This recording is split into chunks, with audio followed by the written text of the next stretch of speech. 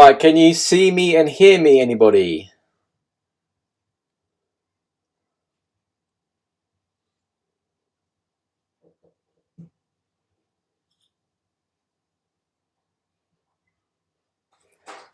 Hey guys, welcome back to Super Yacht Captain Live with me, Tristan Mortlock. Another week here in isolation, getting itchy feet and keen to get back on board Motor Yacht AWOL sooner rather than later. Hoping to have some news very soon. So we are a go. How's everybody doing? Hello guys, thanks for joining. Yeah, just a little update on our current situation. We between France and Italy, they've announced a few movements that we can do, but we're still in isolation at the moment. I've been attending a lot of online webinars with industry leaders within the super yacht industry. And there seems to be a bit of light towards the end of the tunnel. It appears that we may save a portion of the season. Nothing guaranteed yet. So we're all basically hoping for the best, keeping our fingers crossed, and just waiting to hear news. I was on the phone this morning with our agency. They take care of all our documentation, passports, permits as we cruise around the Mediterranean, and they seem to be kind of positive, but they're not committing to anything at the moment. So yeah, we're just here all on standby. Right, guys, before we get started, I've got a brand new video coming out on Sunday morning, and it's all about becoming a captain on a super yacht. So starting from the very, very beginning and working your way up. So talking about things like what licenses you need to do, what boats you should be working on, the amount of sea time that you need, the experience you need, filling out certain documents like your training record book. And I'm very happy to say that video coming out on Sunday is a sponsored video. Hear me out. It has been sponsored by Skillshare, and every cent that I've made from that video I've donated to charity to help people in need. Now, the great thing about Skillshare, if you go to the top of this chat, guys, the first 1,000 people that click on the link will get 2 months absolutely free membership, no commitment whatsoever. It is a great platform. I've been using it for a while now. I've done learning on drone flying and getting those perfect drone shots for when we hopefully have a summer. I'll get the drone up, get some cool shots, and also done a class about merchandise. So designing your own merch like this merchandise, absolutely fantastic. They do classes from cooking, like I said, drone flying, photography, creating merchandise, art, film, whatever you want, you name it, they do it. So go and check them out, show your support. And again, every single cent that I've made from Skillshare has been donated to charity. So it's not a money grabbing thing. It's just a great learning platform. And Skillshare is their second video they sponsored with us. So hopefully do some more with them. Right, let's see your messages here, guys. Let's start from the very beginning. We got Ken Harwood from Western Canada. Hey, Ken. We got Mary Cook. Hi Tristan, how are you? Very well, thank you. In isolation, but doing well, thanks. Rick from California. We got Mary Cook from UK. Harold's back from Sweden. Hey Harold, I think Harold has attended every single live chat that I've done since we've been in isolation. So Harold, really appreciate your continuous support. Thank you very much. Sean Robertson, afternoon, all from the sunny coast of Liverpool, Costa del Liverpool. I actually I was in Liverpool when I did my January, February. I did my MCA Master 3000 oral exam at the Liverpool exam centre. So good memories there because I passed the exam. So happy times. Cameron, Bahamas, great. We got Quirin from Germany. Jeffa from Palma de Mallorca. Jeffa, let me know what's happening. I've heard that, Palma, I believe the Balearic Islands have got different restrictions to Spain. Can you clarify that if you know about the yachting restrictions? Thumbs up. Yeah, must be driving you crazy. Yeah, going a little bit crazy.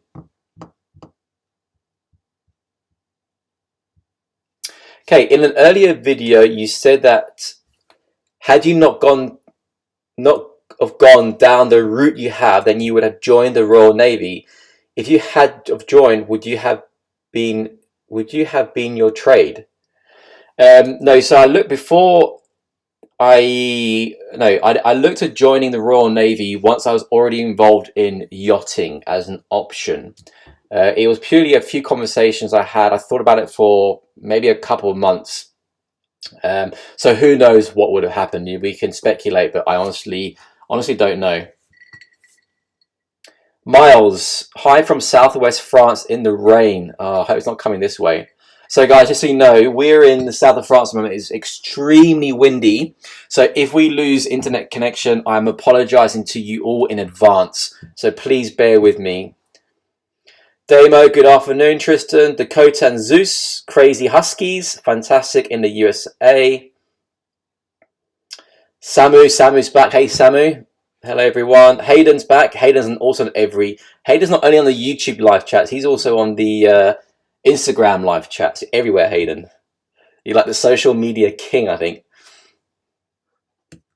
Joe B. Hi, Tristan, James. Hope you're all doing fine. We are doing very well. Thanks, Joe B. For those who don't know, James, he's appeared in a few videos last year. He works with me on the channel, behind the scenes, at the boat shows, and working with our sponsors like Skillshare, Aqua Banners, and so on. Again, guys, you guys know this already, but sometimes these chats, they skip, so I've got to scroll back up and find where I was. It's a bit irritating, to be honest with you. But anyway, no problem at all. We got Andrea Wolf. Hello, CJA. Was your first job in yachting? I'm guessing you mean what was your first job in yachting? So I started my career when I was in my mid-teens, about 16, 17. In a place called Marbella in the south of Spain, Costa del Sol, and I worked for a company there called Marina Marbella, who were at the time the Sea Ray dealers, Ferretti dealers, Dominator, what else they had? De La Pieta, and other boat brands. They managed about 600-700 boats, and I worked for them for 5 years. During the summer months, I was doing boat deliveries, but a lot smaller boats like 5, 6, 7, 8 meters, deliveries, handovers, doing transfers, client boat rescue, and yard works in the summer months. And in the winter months, I was an assistant engineer to learn the engineering and the electrical side of things, within yachting. Rob B's back. Rob's house. Yo, Captain T, you okay, bud? All good, Rob. Thomas Cran, hello, Tristan. Daniel Simpson, hope you're okay, Tristan. Best wishes, thanks, Daniel, and to you. Hope everybody's actually doing okay. I know we're all tearing our hair out, but you may have seen I've teared my hair out. Yesterday I got the clippers and did a number 6. I couldn't wait any longer. So let me know what you guys think on my mad hairdressing skills. Yusuf, hey Captain, how are you? Keep smiling, always keeping smiling. Jeffrey's here. I want Thomas, Bruno, morning. Hayden Punch, the haircut's looking good. So Hayden's mentioned it already. Thanks, Hayden. I'm not too sure about the laughing face though.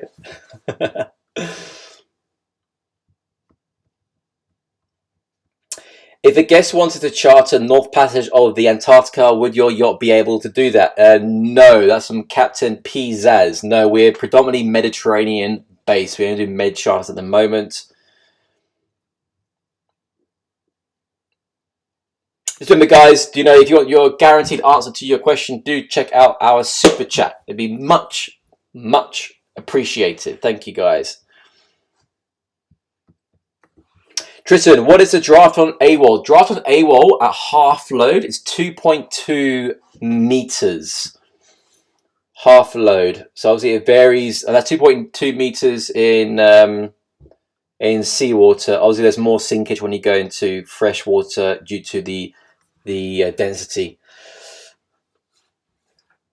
Hello from Nova Scotia, from Sean. Sean called me as being around a long time as well. Sean, thank you again for your continuous support. Remember, guys, I'm guessing most of you probably actually already bought tickets, but if you don't already know, we're offering you the chance to win a week's vacation on board Motor Yacht AWOL during the Mediterranean summer season. All costs are included. You can bring 5 of your closest friends or family, so 6 of you in total. All your flights are covered to and from your local international airport. You just need to make sure that you can legally travel to Europe, you know, have the correct visas and passports, and we will take care of the rest. Check out the link in the description, guys. It's very simple, answer a very simple question, and the tickets are only £15 each, just $20, and you can win, in my opinion, the dream vacation of a lifetime. So go and check it out. And we've got a super chat coming in from Per Griff. Thank you very much. What is the cockpit area called? So when it has nothing to do. Why is the cockpit area called so when it has nothing to do with one? I'll refer from ships and sailboats which are handled from about that position. Why is the cockpit area called?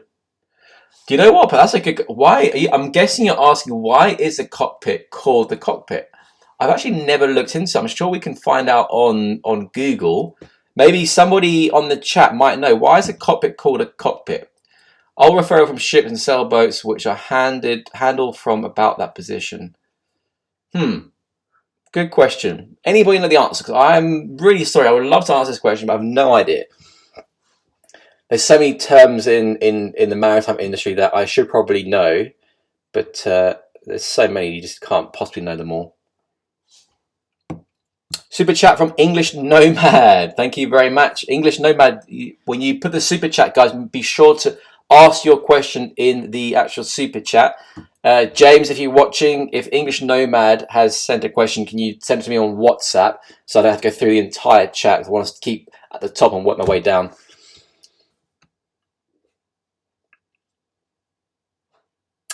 Dylan Scott, hi Tristan, how are you doing? Keep up the videos. Thank you very much. So Dylan, I've got a new video coming out on Sunday about what it takes to become a captain on a super yacht. I'll go through all the details of exactly what you need to do in order to get into a position similar to mine. Truman, hi Truman. Stephen. Tristan, when you go into a port, do you trip the dock hands? If so, who pay them, you or the owner? Oh, do we tip so basically what Stephen's asking is that do we leave tips for the dock masters to help us tie the vessel up? The truth is most of the time we do. The money comes out of the boat's petty cash, and then we have to sign it, date it, and the reason for it, and that goes into the boat account.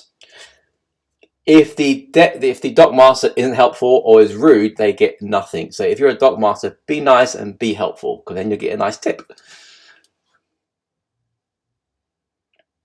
Got another super chat. David Dillon's back. David is being a huge supporter on the live chats I've done over the last few weeks. David, thank you so much. So many of you have been such huge supporters, always watching this.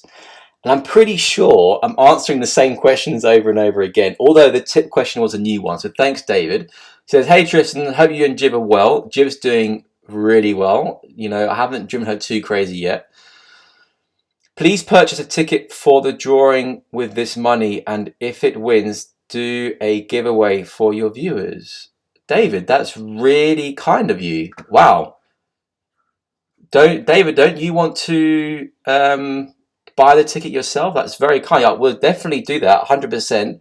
Then I'll buy it, and I'll send me a message on Instagram, direct message with your email address, and I can send you the ticket details. Or James might send you ticket details. Got another super chat coming in. Thank you very much from JoJo's. Hey, Captain, just a quick question. As I'm hoping to start out, I'm based in the UK. Okay, is it worth getting a European bank account, and is it worth getting a seaman's discharge book? From JoJo. Great question. Okay, so JoJo, I'm assuming based in the UK. Okay, I'm assuming you're English and you're a UK resident, right? So what you need to do Joe, if you're going, this is the correct way to do it. Don't worry about European bank accounts, okay? My advice, I'm also a UK resident, is that you maintain a UK account, you declare yourself as a UK seafarer, okay? So there's a great company that does all my taxes called Sea Tax, and they specialize in seafarers. And that's my advice to you. It works really well. There are some huge benefits about being a UK seafarer if you're spending more than 6 months of the year outside of UK territorial waters. So check them out. They're called Sea Tax, and they will be able to help you. Really good company. I strongly advise that you check them out before you start your career at sea in yachting. Got another super chat here from English Nomad. Another super chat. Thank you very much, English Nomad. Please let us know your real name if you're willing to share it. Which would you prefer, calm waters in the Med or rough waters in the Northern Hemisphere? Personally, the bigger the waves, the better. The truth is, right, we are a charter yacht, a pleasure vessel, and we get guests on board that, they want to have calm seas, enjoy, swimming in the bays with their families. They're not hardened seafarers. So for what we do on luxury yachts, being out in the northern latitudes in heavy weather is not going to benefit us at all. We're going to lose charters. There's going to be no guest interest really in doing that kind of thing. So from a professional point of view, I'd rather stay in calm waters. And in my opinion, any good captain will always say they prefer calm waters because you're reducing any kind of risk, and that is the job of the captain. Amanda Ashton, another super chat. Amanda's back. Amanda again has been a star in the last weeks in isolation. These live streams. Thank you very much, Amanda. Is the shipyard in Italy reopening next week? Amanda, yes, there are a number of shipyards that have already opened. Not all contractors are working yet. And some news coming to you. I can't say anything yet. I'm waiting for confirmation. But I will have some news next week about what's happening with us in regards to AWOL, what we're doing here. I can't say anything yet because it's not confirmed. But that's the situation in Italy at the moment. So thank you guys for the super chat, guys. Really appreciate it. Let's continue here.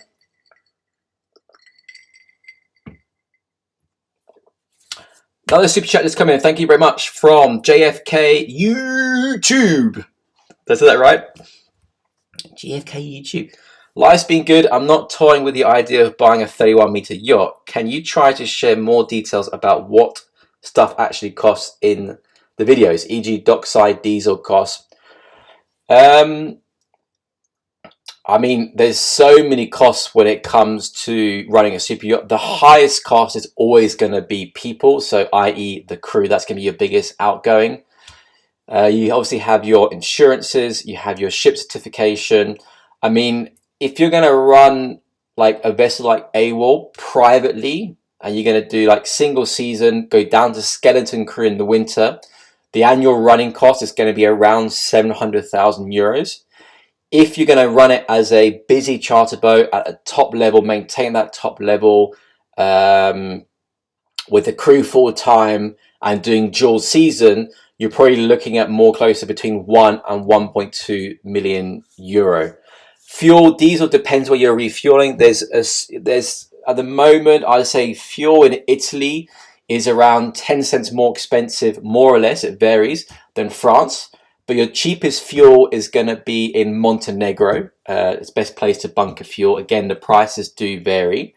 There's similar prices to that of a fuel pump for your car, for diesel. So bear in mind, we hold 35,000 litres of fuel. For private fuel, you can imagine how much it's going to cost to fill up with diesel. So JFK YouTube, I hope that answered your question. It's a very broad question. I mean, you're asking for dockside costs. It's a huge variety of prices. Like if you go to Capri in Italy, a berth for night in the Capri is between 2,500 euros for AWOL. But if you go to like Cannes in the winter, how much are you paying? It's like maybe 80 to 120 euros a night. and then you got prices like Saint-Tropez in the summer. So it really does vary where you go. You'll be surprised. Cannes port is relatively cheap because it's a public port. Monaco Port Hercules, believe it or not, is relatively cheap. I know people don't believe it. The expensive ports really are Porto Cervo in Sardinia.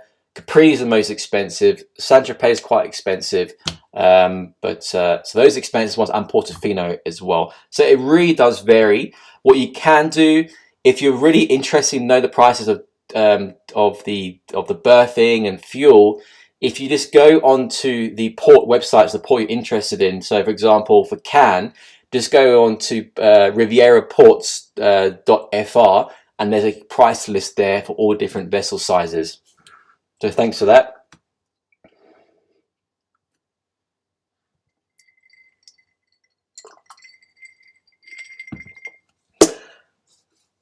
Got another super chat here from Bimmer Giza. Thank you very much, Giza. Hi, Tristan from Virginia. Hello. I'm looking forward to finally meeting you and when I will win the raffle. Yes. So if you just joined us, guys, we've got I'm sure most of you know now that we've got a competition happening where you can win a all-inclusive week vacation on board AWOL with 5 of your closest friends and families. We cover all the costs for the flights to and from the boat, fuel, food, VAT, agency fees, everything. So check out the link in the description. Tickets start from £15. And Bimmer Giza, I wish you the best of luck, and I wish the rest of you that have bought tickets the best of luck as well. So thanks for that super chat. Right, the questions we got here. I've lost my place now. Where we go?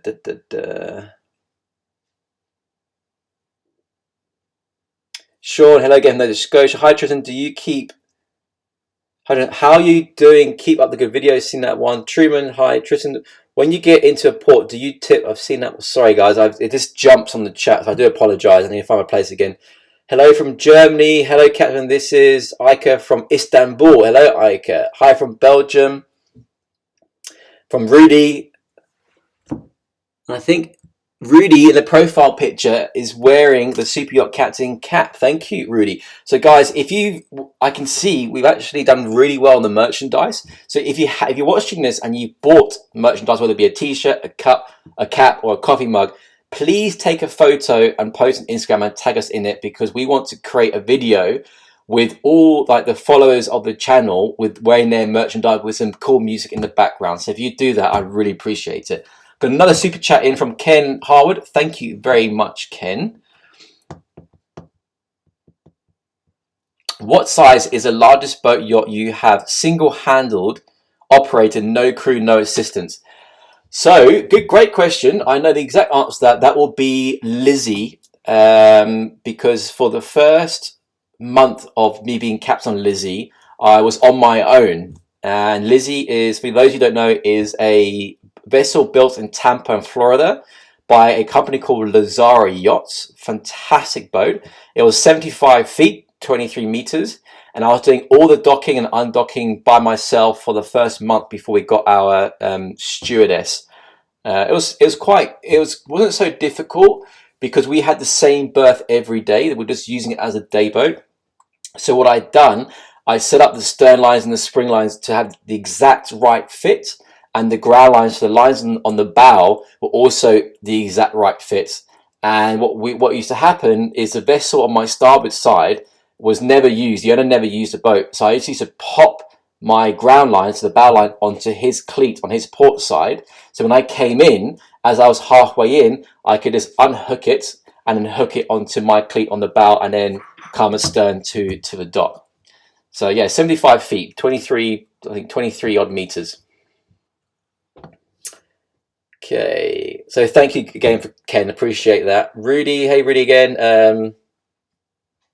Rabbit Oil, great to see you. Greetings from Copenhagen. Greetings. I've flown into Copenhagen. When did I go to Copenhagen? I flew there, what year? It must be about 2010, 2011.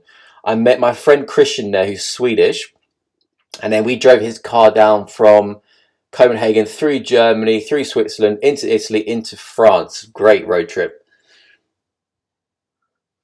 Yusuf, hey Yusuf, say my name. Yusuf from Pakistan. Say my name. Say my name. Fabio, ciao Tristan. Ciao Fabio, como stai? Hey from California, that's from Puzzle 46. And we got another super chat from Roberto Torres. Ciao Roberto, muchas gracias. Greetings from Puerto Rico. For someone trying to get in the industry and about to take the courses, do you have any advice? Yes, Roberto. So, what I'm doing on Sunday, I'm releasing a video. It's about 20 minutes long about what it takes to become a captain. So I'm talking about from the very, very beginning of, you know, getting your first courses, finding your first job, where you should be.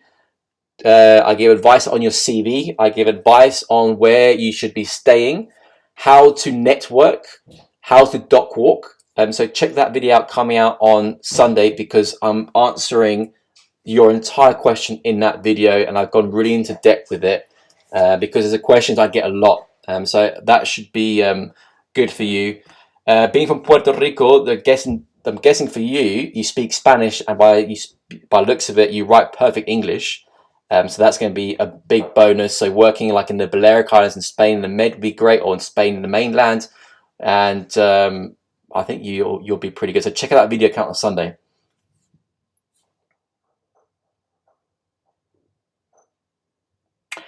Harold, he's got Inmarsat, better alternatives for data.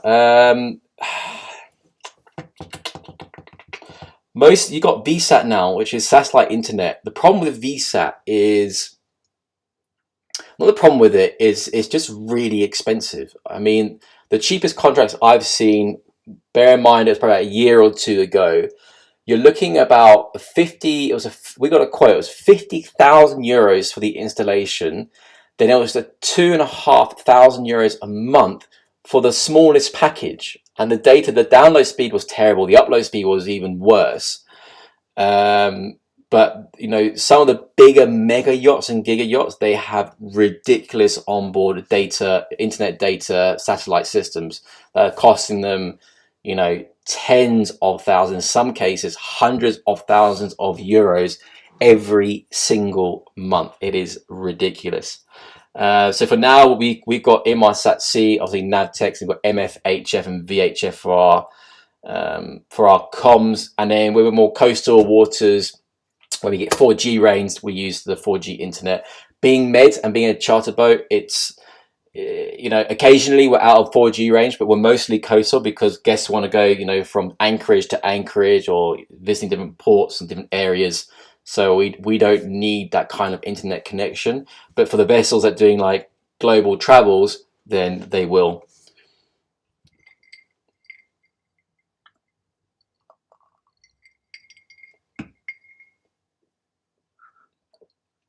So Puzzle, Tom Coker, is that Coke R? Is that a cool name? Tom Coker. That's a cool name. Hello from San Antonio, Texas. Okay, Bit McGeezer, Tristan, quick turnaround. Someone is stealing your stuff. Don't worry about it. It's probably the Jiminator was stealing my stuff. I'm used to it.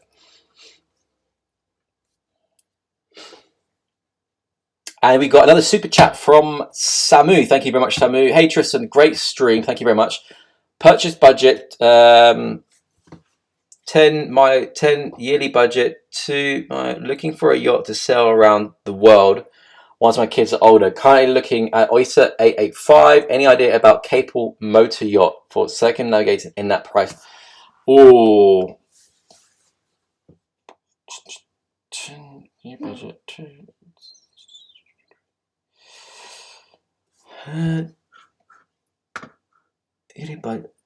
Yearly budget. Sorry, Sammy, can you just give me the budget again? I don't understand. 10 Mio, or James, let me know what's the budget here.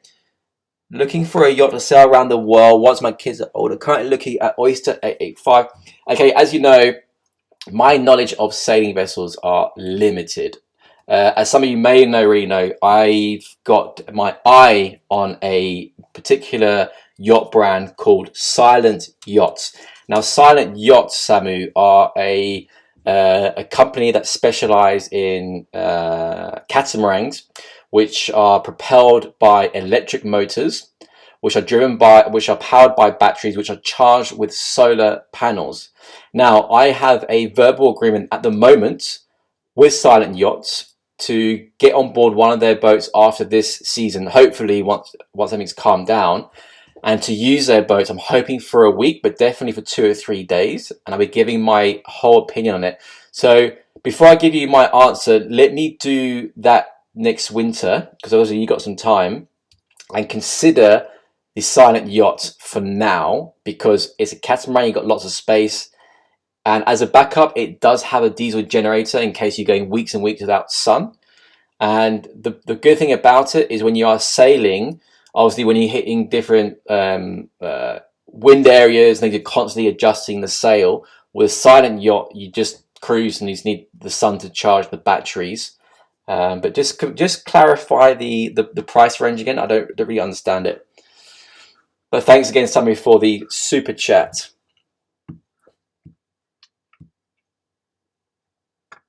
Miles, have you got your car back yet? No, Miles, I haven't. The workshop, I messaged the guy yesterday, and they're only opening on the 15th of May. So wait until then. John Kirby, hey, Tristan from Bristol. Hey, John. Miles, have you got your car back? Seen that one. Little boat captain. Nice to see you, Tristan. Didn't recognize your nice haircut. Yeah, guys, what do you reckon? Self-made in front of the mirror with the clippers. I couldn't wait any longer. Little boat captain, guys, go and follow him on Instagram.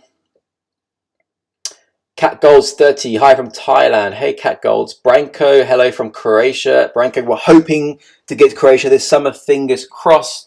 By the looks of it, Croatia will be possibly, after the phone call I had this morning with our agent from BWA, is one of the first countries that might be allowing charters to go ahead for the summer season. But we're keeping our fingers crossed. Nothing confirmed yet, so don't quote me on it.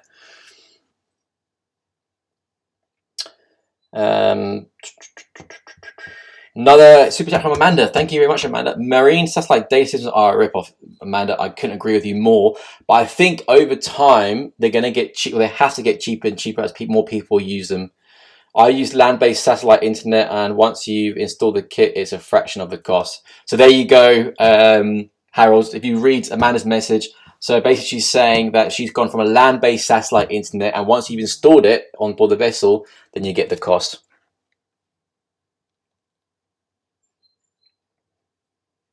Okay, so Samu, going back to your question, I see the budget now. So Samu, 10 million euro purchase price and 2 million euros a year, and you want to do around the world. Oyster 885. Any idea? Any capable motor yachts? Again, my answer will probably be the same. The Silent Yacht. Again, I want to test it. There are other motor yachts out there. I mean, for 10 million. 2 million a year, you can get a decent used fed ship, possibly be pretty good. A couple of expedition vessels, maybe. Might get a AWOL, so that might be a possibility. And as a chase boat, as always, I would always recommend the Axopar. Fantastic chase boat, fantastic tenders. You guys that have been following the channel for a while know I am a massive fan of Axopar, and I was in a position to do so. I would buy an Axopar in a heartbeat.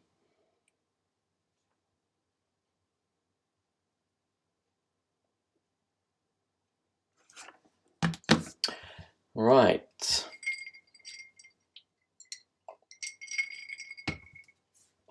Oh, Samu, do me a favor. If you do contact Silent Yachts by any chance, be sure to let them know that I sent you, because then they might give me a bit more time to use their boat. If you want to, you don't have to, but I appreciate it.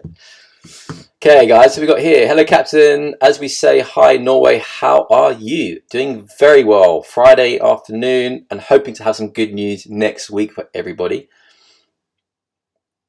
If you just joined us, guys, just FYI, Sunday's video is a sponsored video, but hear me out. It's being sponsored by Skillshare. And every cent that I've been paid from Skillshare, I've donated to charity for people in need. The great thing is that if you go to the top of the chat, you'll see a link to the Skillshare thing, and the first 1,000 people to subscribe to Skillshare will get the first 2 months absolutely free. There's no commitment, it's free, and the classes are fantastic. You can learn about doing videography with drones, to designing merchandise, to cooking, to anything. So if you haven't done already, guys, you've got nothing to lose. It's completely free. Go to the link at the top of the chat, and the first 1,000 people to click and sign up get 2 months free. Nothing to lose.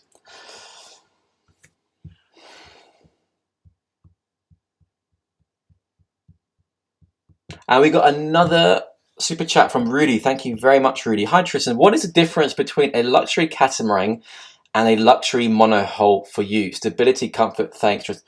Okay, so Rudy, the truth is, I haven't spent a lot of time on catamarans.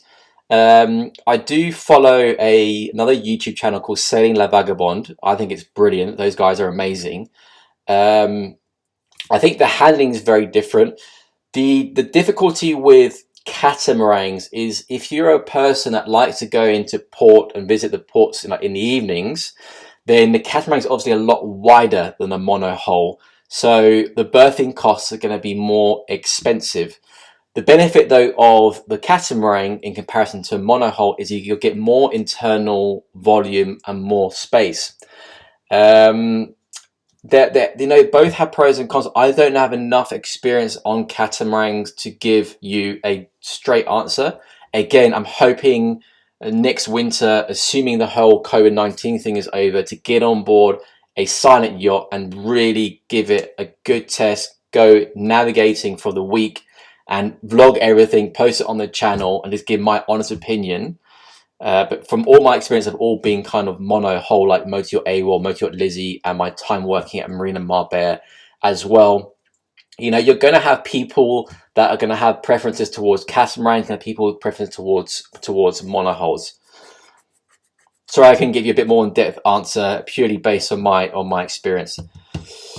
Christopher is here from, I'm guessing it's Christopher from Axopar. That's funny, actually, because I literally mentioned Axopar about a minute ago, telling you guys how great it is, and suddenly I get a super chat from Christopher who works for Axopar. Thanks, Christopher.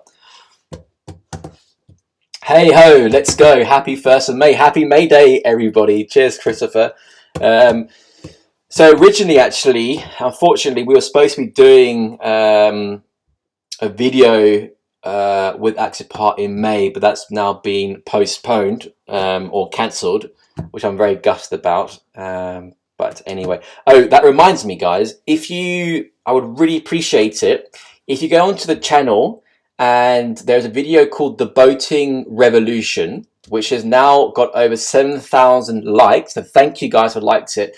If you haven't done already, please go on and click that thumbs up button. It's all about Axopar's new range. It's a great video. I filmed it at the Dusseldorf Boat Show, and Jan Eric, who is the co-founder of Axopar, agreed, saying if the video gets 10,000 likes, he will loan me one of the boats to use for a weekend to vlog everything for you guys.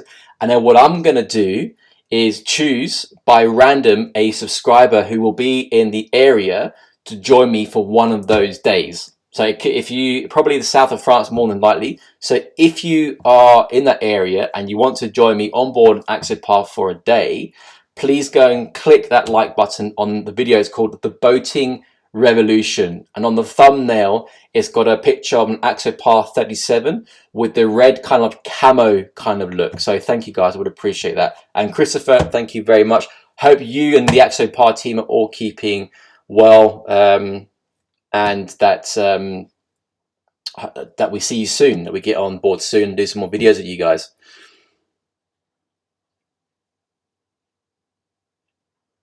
Jeffrey says hello, Truman. I watch all your videos. Thanks, Truman.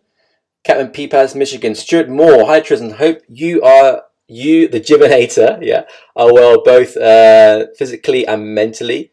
Physically, we're fine. We're doing training almost every day, and believe it or not, guys, I've been getting into yoga. It's actually quite good.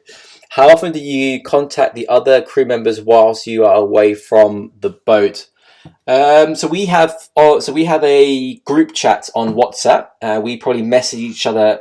I think it's every day. It's normally like joking, memes, and teasing each other. So it's a good fun vibe. Rob B, hi from UK, bud. Hey, Rob. Christine Sharp, hello. Love your channel. Thank you very much. Nick Acton, Tristan, hey there from Melbourne, Australia. Hey, Nick. Thank you. God, people from all over the world.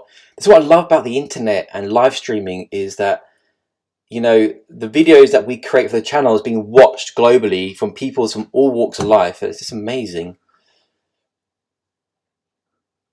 Good afternoon, Rob from Guernsey. Robert Riddett. Hello, Rob. My ex-girlfriend is from Guernsey. I wonder if you know her. Do you have a remote control mini super yacht that you practice on in the bathtub during lockdown so you don't lose skills?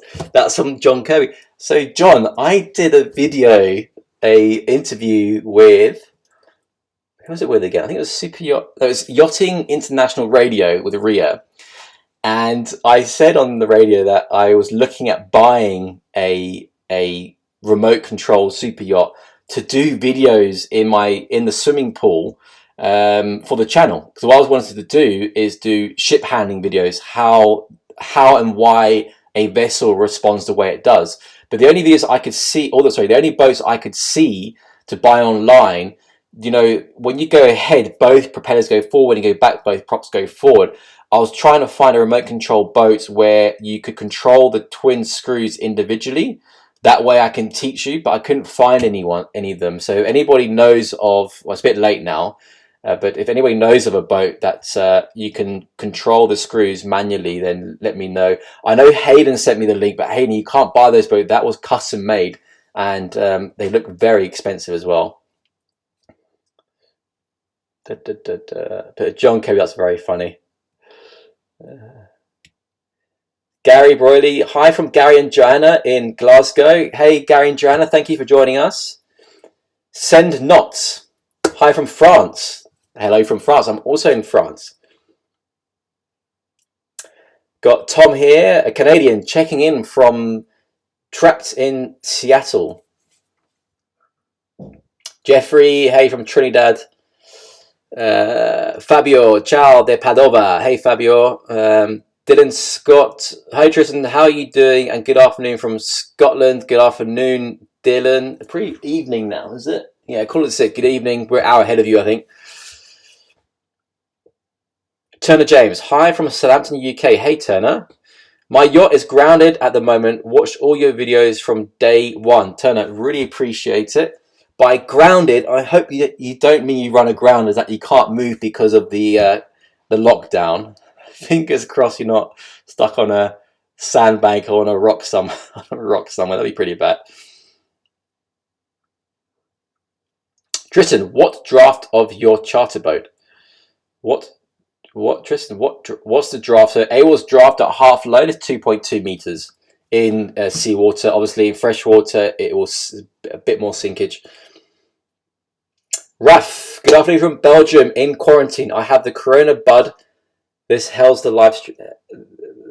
I have the Corona bud. This hails the live stream. Corona bud. I'm hoping you're saying you got a Corona brewski in your hand or something. Truman, your yachts are super clean. Yeah, all yachts, super yachts are always maintained, super clean, polished, looking absolutely supreme. And so a big thank you to everybody again for the super chats. We've got thank you Per. We've got the English Nomads. We've got David Dillon. David's been a huge support. We've got Jojo's World super chat. Again, English Nomad, 2 super chats. Thank you. Amanda Ashton has always been a huge supporter of the channel. She's done so many super chats. Thank you, Amanda. We hope to meet you one day. We've got JFK YouTube, who's been supporting us. Thank you very much. Bima Giza, again, thank you. Ken Harwood, legend, appreciate it. Roberto Torres from Puerto Rico, muchas gracias, Roberto. Harold, again, Harold's been a huge follower and supporter of the channel. Thank you, Harold. Samu, again, Samu has been, I think, on every live chat, like a lot of you guys. Amanda again, Rudy, I can see you've got the Super Yacht Captain cap. Thank you very much. Again, guys, if you do have Super Yacht Captain merchandise or Cruise Stories merchandise, please take a photo with it and send it to me on Instagram because I would love to share it. I'd really appreciate it.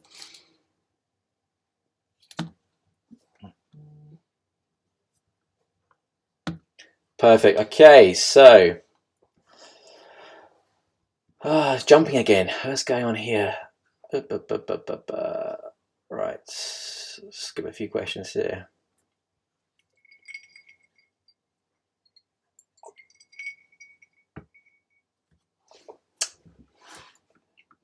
Send me a question, guys. Sorry if I skip your question. I'm sorry. I completely lost my place because it keeps jumping the chat. So again, you know, if you want guaranteed answers, if I miss a question, I apologize. Do check out the super chat because you'll get a guaranteed answer.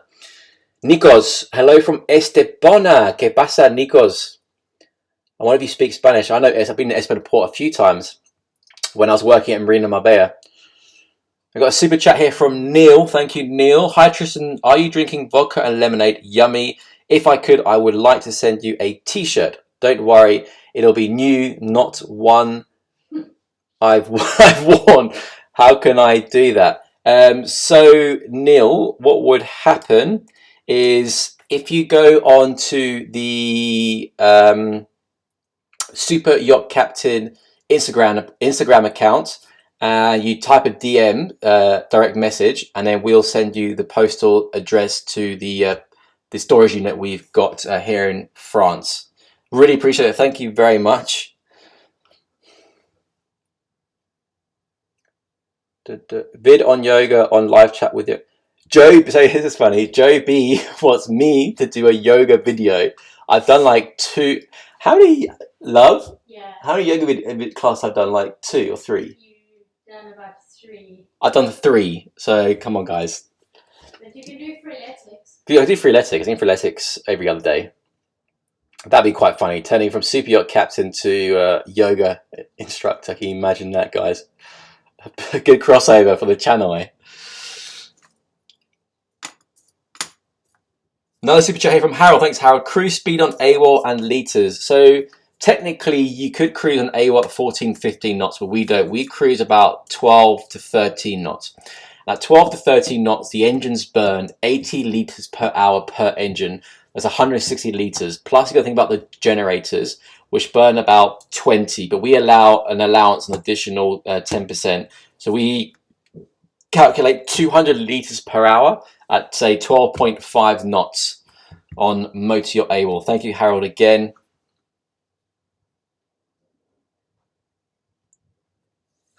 Price per nautical mile. So if we're doing 200 liters, depending where we are, the fuel prices in Spain, France, Italy, you can do the calculations. That's what it will cost.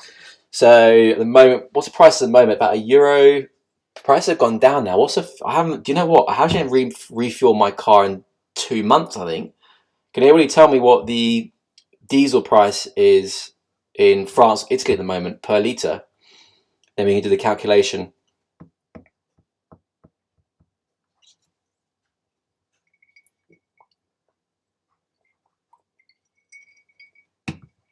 Loic, hi from French West Indies, Guadeloupe. Alfred May, Tristan, do you choose a crew or is it combined effort from Sussex, England? So at the end of the day, the way the crew works, I will choose the head of departments. So the chief stew, the chief engineer, the chef, and the chief mate. And then what I do, I let the heads of departments choose their crews. So the chief stew will choose her second. The chief mate will choose the deckhand, and I also choose the chase boat captain. And then so they'll choose the deckhand and the second stew. Once they're happy, they go down to like 3 potential candidates. Then I'll interview those 3 candidates. So it's a team effort.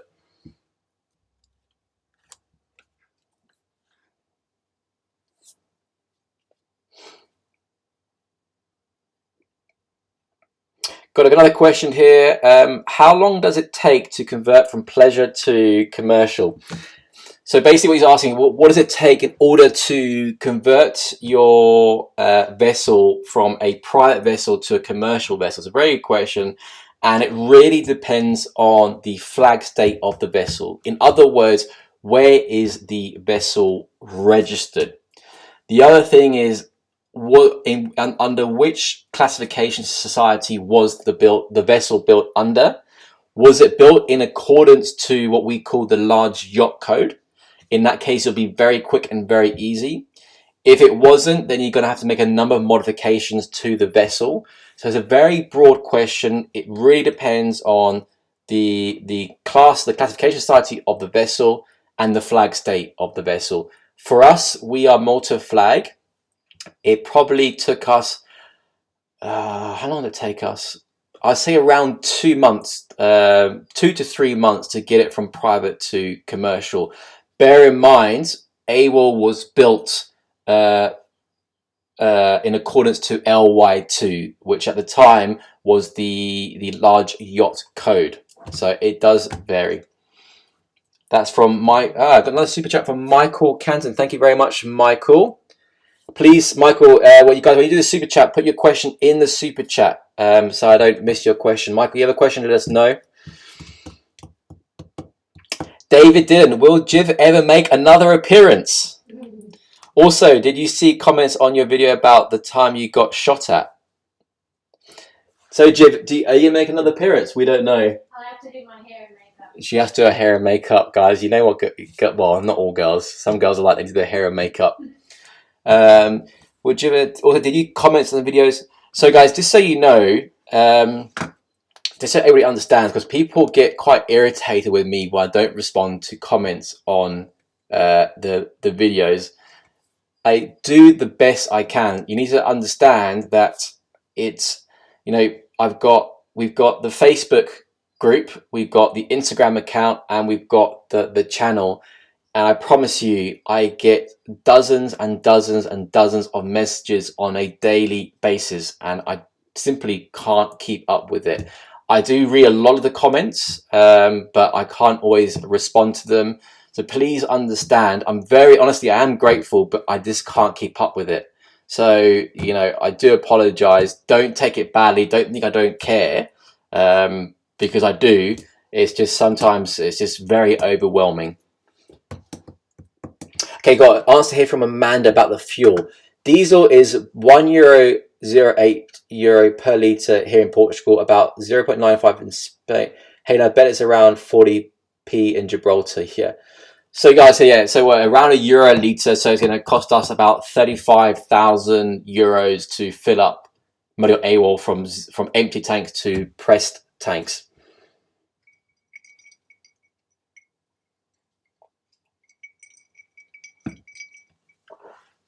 Peter France, did you ever need a tug for docking? We don't really use tugs. Normally the port will have like these big ribs.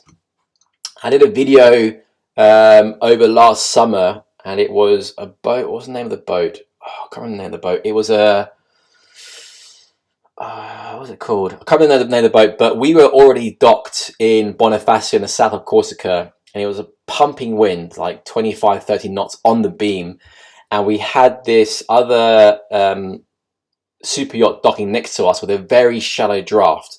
And if you don't know, the shallower the draft, the more the wind affects the boat. Okay, the more it pushes it.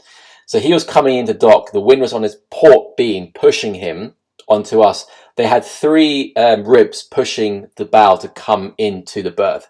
So yeah, we do, in that sense, we do have tugs, but they're not actually tugs, they're more like ribs pushing, helping us to get into the berth when we got, you know, 20 to 30 knots of wind on the beam. Again, massive thank you to everybody on the super chats, guys. Really appreciate it. Again, if you are missing a lot of questions, I know, but if you guys want a guaranteed answer, do check out the super chat, because I can't keep up with everything here. So Michael Kansan, okay, so Michael, here we go. There's your question. Now I will see the Sunday video. I would like to get my license in the UK. I live in London. I use speedboats in Ethiopia, but would like to start in Europe. Yeah, that's great. Europe, Michael. Yeah, so Sunday's video should help you. So just so you guys know, the video that I've released on Sunday isn't the only route to take. I'm doing it from personal experience. So you'll see it on the video that's coming out on Sunday. I've talked about the RYA, which is the Royal Yachting Association, and the MCA, which is the Maritime and Coast Guard Agency. The reason I talk about them is because I've got experience with them. I know how they work. There are other routes. So if you are US based, you have, I think it's the US Coast Guard licenses. So I'm basing it purely on the UK route in order to become a captain on a super yacht.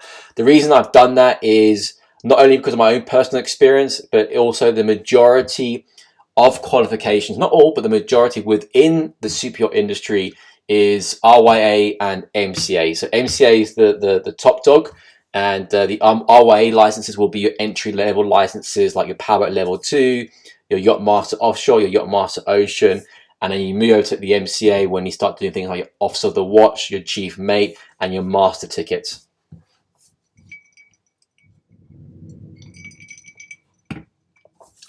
Super Robert Willis. I'm missing Barbara. Barbara, heart. So Super Robert, did you have a little crush on Barbara?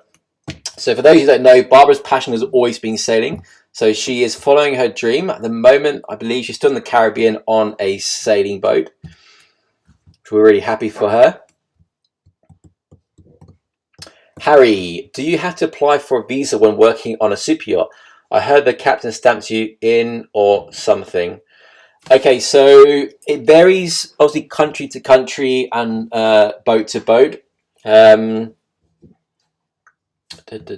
So you can if you're going to be stamped out of the country, you go to the local customs. They stamp you out, for example, with our South African crew, and then once you're on the boat, you leave, say France, you're stamped out of the country. It really does vary on where you are and the nationality of the passport holders. Blade, Motor Yacht Blade, that's the one. Good. Who said? I just skipped again. Stuart Moore, Motor Yacht Blade, that's the one. So Motor Yacht Blade was the vessel that was docking next to us in Bonifacio with that strong wind. He did really well, the captain there, because any captain will tell you, super yacht captain, is the worst thing is docking between two other yachts in a beam wind and it's pumping and everybody's watching you. Do you have X-band or S-band or both radars on AWOL? So on AWOL we have 2 X-band radars. We don't have S-band radars. So for those who don't know, I won't go into details. So X-band is good for shorter distances and is more kind of focused and sharper, whereas S-band is kind of longer distances and can see better through like interference like rain and things like that.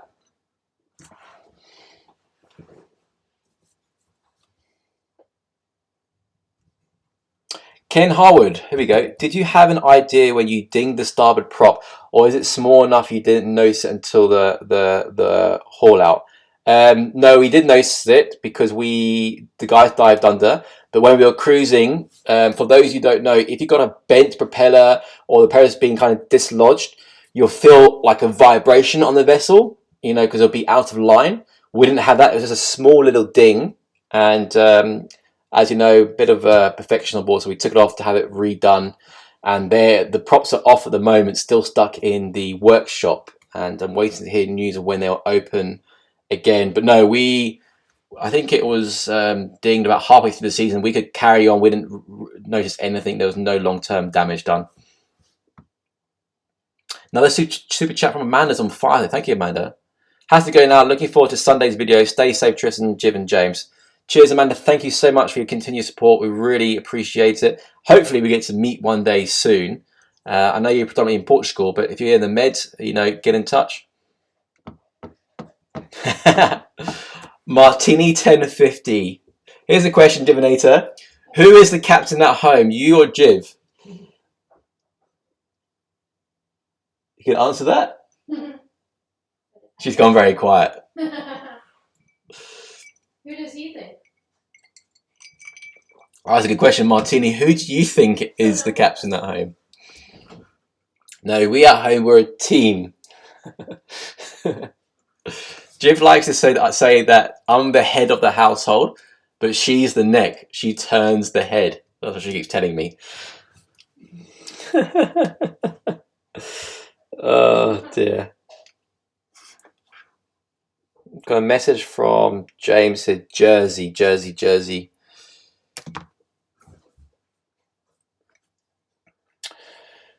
Oh, dangerous question, yeah. Campbell's back. Hey Campbell, hello from Australia. Hey Campbell, have you ever been to Canada? If so, which part? Sure, yes, I've been to Canada multiple times.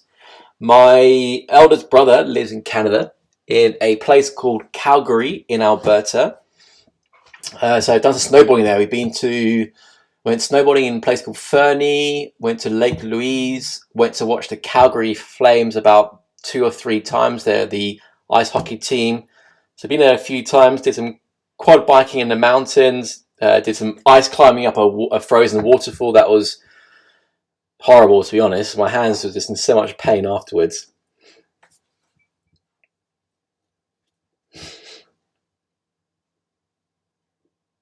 Stuart Moore, are you in contact with the rest of the crew? Are they? Yeah, so I answered this question before, Stuart. So we have a crew WhatsApp group, and we basically message each other almost every day.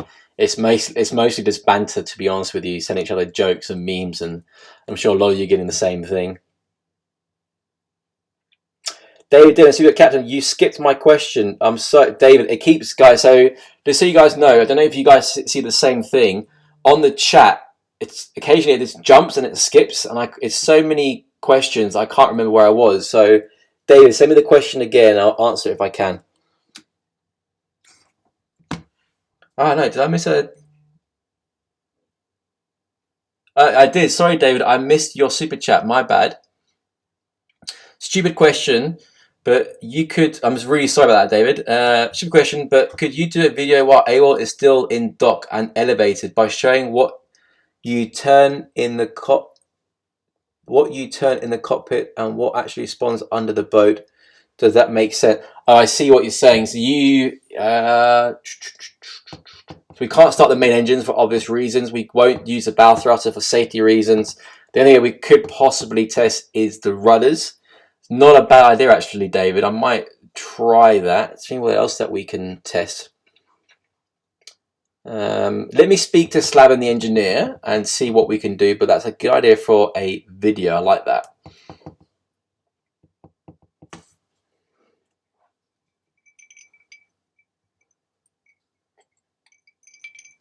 The great thing is I got James who's sending me WhatsApp messages, because without James I would have missed that super chat from David. So cheers, James.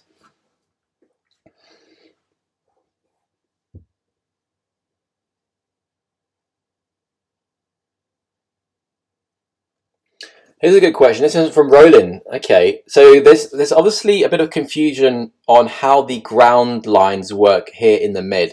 The ground lines are also known as the bow line. So Roland has asked, perhaps a stupid question. It's not a stupid question because a lot of people do ask this question. But when you are docked stern to and you drop the bow anchor ropes into the water, how does the dock master retrieve those lines? Okay, what I'm going to do now, guys, I'm going to just draw. I'm going to get a piece of paper and draw you guys an example of exactly how it works, and hopefully it will come up on camera.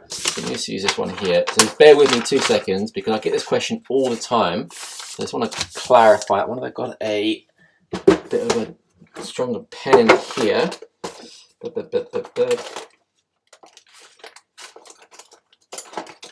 just looking for a marker pen, hopefully. There we go. So guys, bear with me in my drawing. It is terrible, but I'm going to do the best I can. So this is the dock. That's going to be the water. That's going to be the seabed. This is going to be the vessel floating.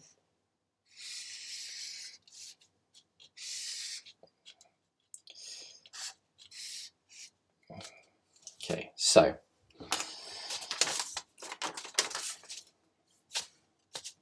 that's going to be the line that goes down to a massive concrete block, and then the rest of the line goes down in the water along the seabed up and tied around the bollard. Okay, I hope this makes sense, guys. So, okay, I don't know if you can see. I hope it's clear for you guys. So basically, this here is the dock. This here is the vessel. Okay, you've got the superstructure in the hull. This here is the seabed. At the bottom of the seabed, there's a big concrete block with a massive chain on it. And then from there, there's a rope that goes from the block, normally all the way along the seabed up to the bollard on the dock, right? So what we do is, if there's no dock assistance, we pick up the line from here and we pull it. We pull it up, put it up, put it up, put it up, put it up towards the bow. And then once it's on the bow, we put it around the winch and we winch it up, pulling the boat forward while we still have the stern lines on the dock, keeping the boat from hitting the back of the dock. So then when we untie it, we drop it in the water because the next person can just grab it again. In some cases, in a lot of ports, what would happen is that the dock master will come with their rib. They'll grab the line from the bollard and they'll put it. They'll stay out of our way. As we're docking, about halfway in, the crew member on the bow will throw down like a heaving line. They will tie the heaving line to this rope in order to put it up, put it on the winch and put us nice and tight as we're coming stern to. I know it's not a great drawing. I hope it makes a bit more sense, but it's a question I do get a lot. It's really straightforward, and let me know if that makes sense to you guys. Okay.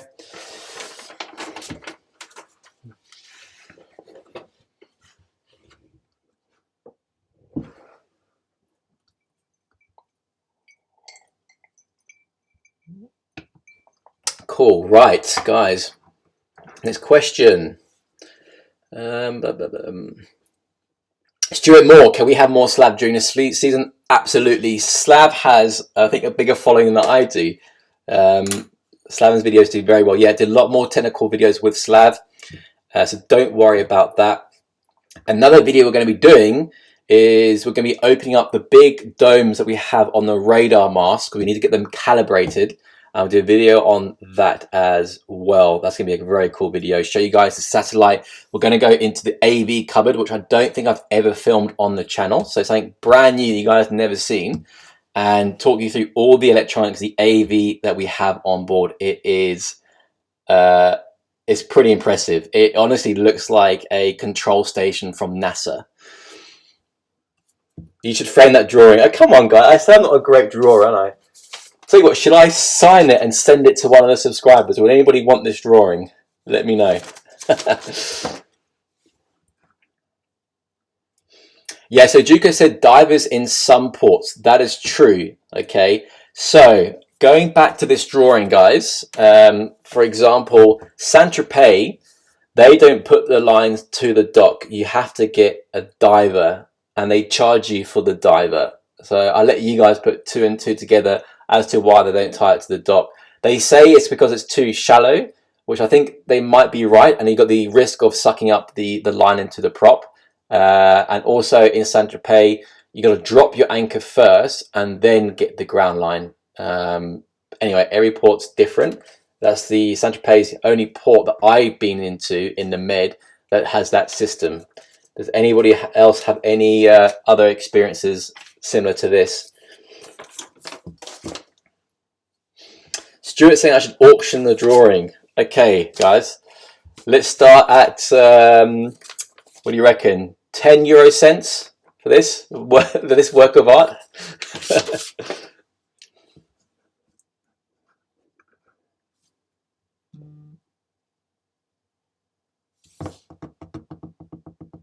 Money to charity, yeah. Oh, speaking of charity, guys, if you're just joining us, Sunday's video is all about what it takes to start from scratch, the very bottom, to working your way up to being a captain on a super yacht. It is a sponsored video by a company called Skillshare. Now, hear me out. Every cent that I've made from the video from Skillshare, I've donated to charity to help people in need. That's why I took the sponsorship. If you go to the top of this chat, the first 1,000 people that click on my unique link get 2 months absolutely free. It's free. You got nothing to lose. And the classes, you got drone classes, you got cooking classes, you've got learning how to make your own merchandise. You've got everything you could possibly imagine. They've got those classes. Got another super chat here from Dylan. Dollars for the drawing, signed of course. And someone else asked a great question: where is the engineer in the hierarchy of the yacht? Okay, so guys, we've got David Dillon's already paid $20 for this drawing. Okay, so if anybody in the super chat can beat $20, I don't know. We said it's going to be actually, I can't give the money back to David. So actually, it's sold to David, guys. David, it's all yours. I'm going to sign it for you. Wait a minute. I'll sign at the bottom left. SYC.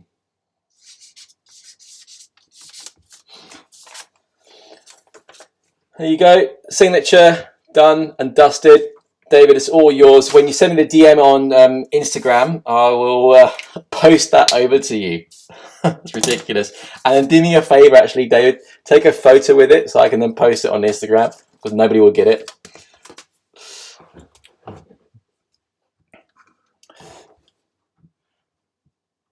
Ian Jackson, if you pay me, I will take the drawing off your hands. Well, Ian, you've lost that battle, haven't you? Because David has just paid $20 for it.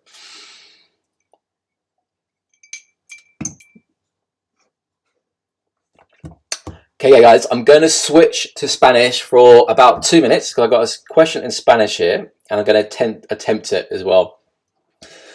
No importa lo bueno o malo que seas en el manejo de barcos, desconocimiento, factores ambientales como el viento y la corriente, incidentes imprevistos, tablas mecánicas pueden hacerte ver como un tonto. Sí, hay que pensar de todo, ¿eh? Cada situación es diferente, cada puerto es diferente, cada barco que maneja es diferente, y hay que usar la experiencia que has acumulado durante los años trabajando en los barcos. Mientras más experiencia puedes pensar adelante. I had to answer your question. I'll take 50 cents. Alexander, I'll take 50 cents. Alex, come on. Little Boat Captain, I'm so interested in you talking about coding a boat ready for chartering, obviously because of me maneuvering forward with my dream. So remember, Little Boat Captain, you know, for vessels under 24 meters, it's a different situation. You still have to be coded, but it's not as strict as vessels over 24 meters. So my recommendation, Lizzie was under 24 meter waterline length, and we had, God, what's the name of the code? It's like small yacht code, SYC, no, small SVC or something. So look into that, the small yacht code with the MCA. So David Dillon, you can see, you can email James instead if you like. He's put his email address on the chat there.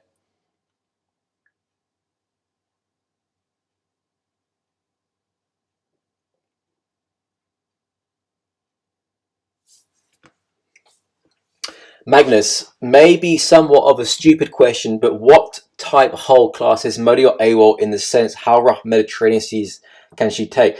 So it doesn't really work in the construction. Well, it does. The construction of the hull is important. What the guys who really make the decisions for us as a commercial vessel is our insurance company. Now, here, us on board AWOL, we can't leave port if we're forecasted more than force 5. In some cases, when you're entering the port, it's okay, but if it's forecasted, we're force 5. It's the insurance company that give us that limitation. And then the flag state will limit us as of the distances we can go from a safe haven. So on Motor Yacht AWOL, the way that we are coded at the moment is we can go up to 150 miles from a safe haven. The reason we haven't gone unlimited is because we're a Mediterranean based boat and we don't need to. It's not necessary for us.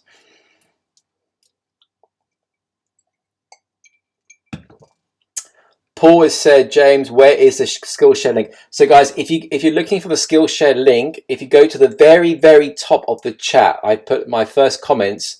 I put the link to Skillshare. So otherwise, James, if you can post it again, actually maybe I can probably find it. Hold on, bear with me, guys. Copy. Here we go. Paste. So guys, this Skillshare, again, it's the first 1,000 people that get it. It's 2 months free, honestly. And again, you know, the money that I made from it has gone straight to charity, so it's a win for everybody. And I'm also on one of the. I've got a free access for 2 months as well. I'm doing classes on designing merchandise at the moment. It's really good. Let's guess what he says. Maybe someone was your question.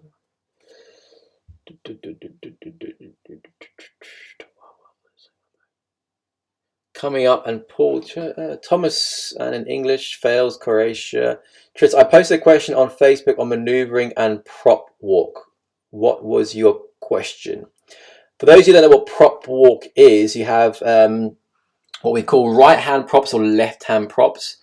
So what will happen is if you're, for example, on a single screw, so single screw means basically a single shaft drive. When you go in a stern propulsion, the vessel will only go in one direction. That's called prop walk, or otherwise known as transversal thrust. That's common on single. Well, that's not common. That's the way it works. But if you want more information about that, I suggest going on to Google, because Google is fantastic to give you prim and proper answers.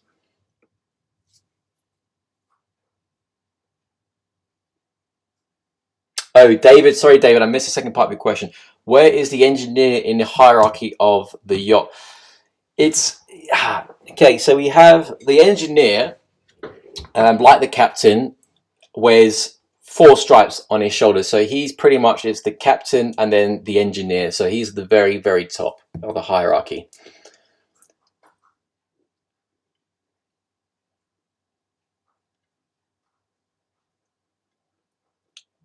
Sorry, guys. What qualification and experience do you look for in chaseboat captain? George Mel, what qualifications and experience do you look for in your chaseboat captain? So Harry is my chaseboat captain. He's been with us on the previous boat on Lizzie. You need to have obviously good driving experience.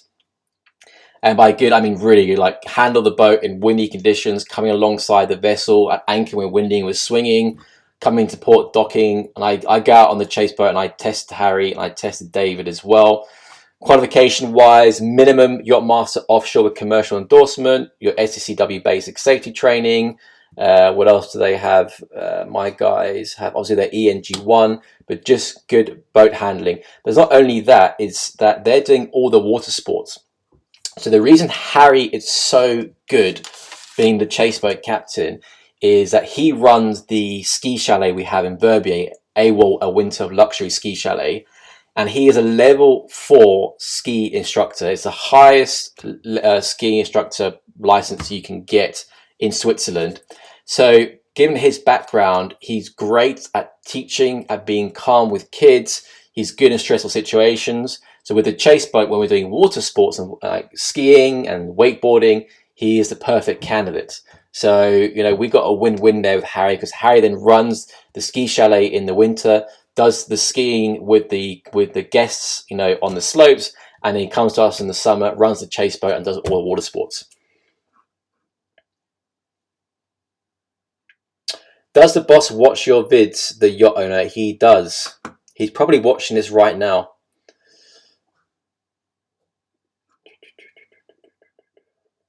He actually sometimes sends me messages on WhatsApp, or when he's at home watching one of my vids, he takes a photo of it and then sends it to me. I don't know why. Campbell, what yacht would you recommend under 35 million to buy as a charter yacht? Under 35 million, buy AWOL. It's for sale. It's a charter boat. It's one of the most successful charter yachts in the Med. It's got a great reputation. It's got a great layout, and it's for sale.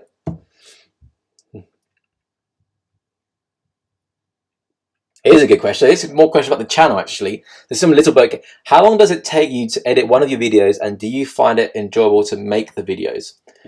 That's from Little Boat Captain. The truth is, when I started the Super Yacht Captain YouTube channel, the main reason was is that outside our industry, the media give the yachting industry a lot of negative press. You know, talking about the billionaire owners and this, that, and the other. But what they don't talk about is how many jobs the super yacht industry provides. I mean, when they built Motor Yacht Eclipse, which is 160 odd meters, that boat build fed over 30,000 families. You know, people forget this. People like me, you know, rely on the industry to pay for my, you know, for the mortgage and, you know, to make a living. So the reason I started the channel was to shine a positive light within the industry. You know, not all yacht owners are a-holes or bad people. In any industry, whether you work in a supermarket or on a super yacht, or you're a lawyer or a doctor, you're going to have good and bad people. We're very fortunate that my employer, my boss, is one of the nicest guys you could ever ask to work for. So the reason I started the channel was to shine a positive light, to show you guys or people who don't work in the industry what it's really like. And it's a fantastic career. You get to travel, you meet fantastic people. I enjoyed every minute of it. And that's why I started the channel. So go back to your question, do I enjoy it? Yeah, I really enjoy it. I enjoy the feedback. There are a number of trolls, internet trolls out there, so you've got to be quite thick-skinned. And as to editing time, it really varies video to video. I've actually found, which is a bit irritating, is that the videos that I put less effort in, and by less effort I mean less editing time, have done the best, like really well, and the ones that I put most effort into don't do well at all. So that's a funny one. And also, for those of you who are still watching, we've got 220 viewers. You may remember, I want to give you guys full disclosure here. I'm going to let you guys know about something. During last summer, I posted a video which had you may remember, a clickbait thumbnail, which had a picture of a very nice lady's bum in the thumbnail. The reason that I did that none of you know, is I said to all the crew, I said, look guys, if you want to get views, you just put a picture of, you know, a good looking woman on a thumbnail, because 95% of my viewers are male. You get all the clicks. And you know what, guys? The truth is, if you go onto that video, it's the most watched video on this channel, at almost 1 million views. And I didn't put any effort into that video. I did a clickbait thumbnail just to prove a point, is that if you've got a good thumbnail, you're going to get a lot of views. So I got a lot of stick for that that video, but I just put it out there to prove a point, and it was true, which is a bit, you know, upsetting, because we do put a lot of effort and time into it, and at the end of the day, if you've got a clickbait thumbnail, people click on it. But anyway, it's one of those things, I guess. First question, on the last picture I asked, can you explain how you maneuver with 2 engines? Do you do certain maneuvers on AWOL, and how does prop walk affect AWOL? So on AWOL, we don't have any real effect on prop walk. We've got twin screws right on the sides. There's no prop walk there at all. You only get prop walk really on single screw centered shafts. So what I can do, I hear what you're saying. What I'm going to do, I've actually bought a couple more GoPros for this season. I bought some new lenses, so I hope the content's going to get better for you guys. And I'm going to put a GoPro when I'm docking, basically looking down on the controls, and I've got the GoPro 360 going to have on the aft of the vessel, on the aft deck, so you can see 360 exactly what's happening as I'm maneuvering the boat. So you can see, I'm going to join the videos together, so as I go astern or ahead or bow throttle, you can see what effect is happening as I'm maneuvering the vessel. Okay, we've got some new super chat from Harold. Thanks, Harold. Will you follow new owner at AWOL? So the plan is, if AWOL was to sell tomorrow, it would depend on the owner, but where we stand at the moment, my current boss will buy a new, bigger boat, probably around 50 meters, so I will follow probably him, because I've been with him since 2007. Thanks for your super chat, Harold. Another super chat from David. David's on fire today. Thank you, David. You can speculate on this, but how do you feel the virus will have a long-term effect on yachting industry? It's a good question. Do you think it will fail, become less popular, stay the same, or get better? David, I think within our industry, I think it will get better. The reason I say that is because, you know, being on a yacht is one of the only ways you can actually get away from the whole virus thing and be in isolation and be at peace. So imagine if you, say for example, go to my favorite cruising grounds, Croatia. You get on a yacht and you go from island to island. Most of the islands in Croatia, there's no one on them. You go to all the different bays. What a great way to isolate. So I think it's going to get better. I think the moment that people can at least travel to their yachts and they can travel freely, say through Croatia, they're going to be doing it immediately. I mean, let me ask you a question. Would you rather stay at home? Or if you're in a financial position, would you rather be on a yacht cruising around on a yacht? You know, because you're still in isolation, you're not contacting anybody else. So there's no real negative impact on, you know, the country.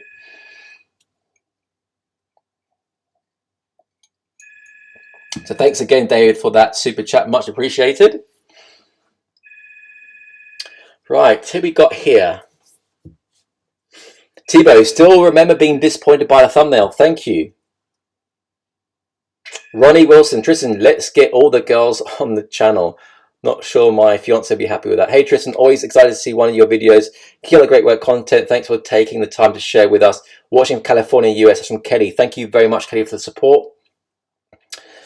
Ken Harwood, Lucky Cruise Super Yacht Edition. Exactly, that's the name of the video with the clickbait. And, you know, my theory works. Let me know what you guys think. You know, the other thumbnails I've got and stuff, you know, I don't want to do clickbait, but it was just a test and it worked. So I don't know.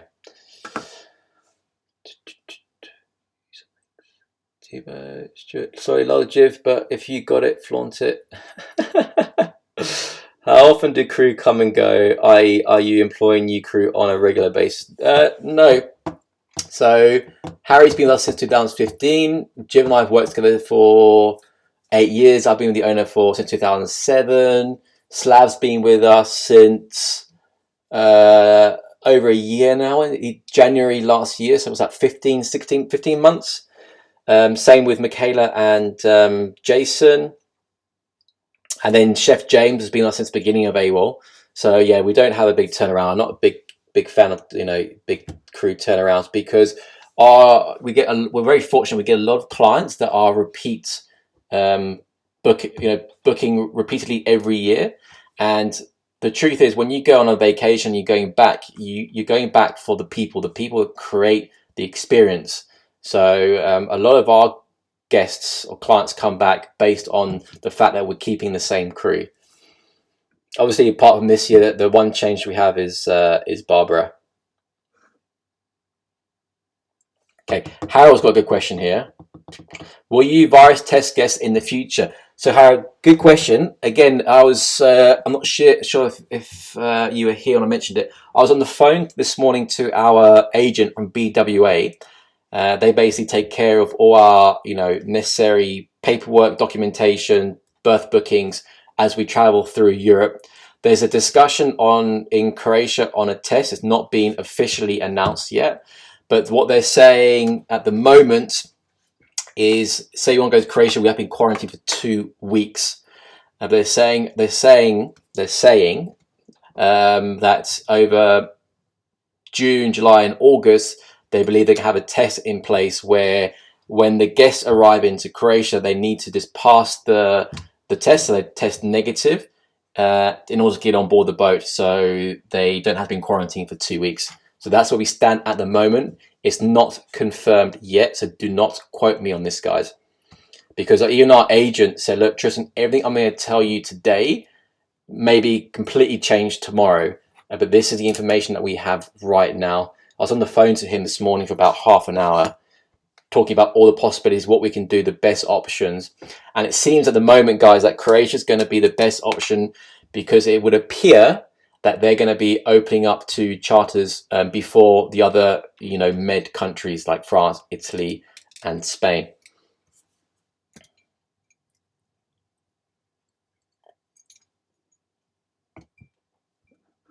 So thank you, Harold, for that super chat. Appreciated. We've got Gibbs back. Hey, Gib, thank you very much for the super chat. We got Happy May Day. Yes, guys, again, Happy May Day. Hopefully, you never have to do an actual May Day on board a vessel. I've never done a May Day. I've done a pan before. Hope you and the kiddos are all doing well. Yeah, we're all good. We're all good. Might have an update for everybody next week. I can't give it to you today because it's not confirmed yet. But hoping next week I'll have an update for you guys in regards to what's happening with AWOL, with us, and with the charter season. So thank you, Gib, for the super chat. A lot of super chats today, guys. Thank you so much for the super chat. Again, guys, the chat on my right hand of my screen, it skips, it jumps. So if I miss your question, I do apologize. Again, if you want a guaranteed answer to your question, just go onto the super chat. It'd be much appreciated.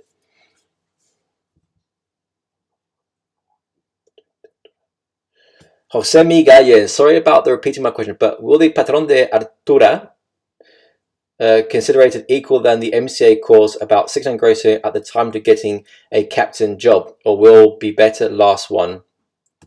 It also depends on the size of vessel that you're looking at captaining. Obviously, with your ticket, you're limited to 1,600 gross tons. With the MCA ticket, you've got two options. You've got 500 gross tons or 3,000 gross tons. With the Patron de Altura, I know it's STCW, which is Standard Training Certification and Watchkeeping. And it would really depend on the flag state whether or not they do a endorsement for your certificate. So we in Malta, we have to get an endorsement for our COCs, our certificate of competencies, for all the crew that are part of the safe manning document. So you still have a chance for sure, but you're probably restricting your chances with 1,600 gross tons. Obviously, there's going to be more boats between 0 and 3,000 gross tons, but it's still possible. Yes, absolutely.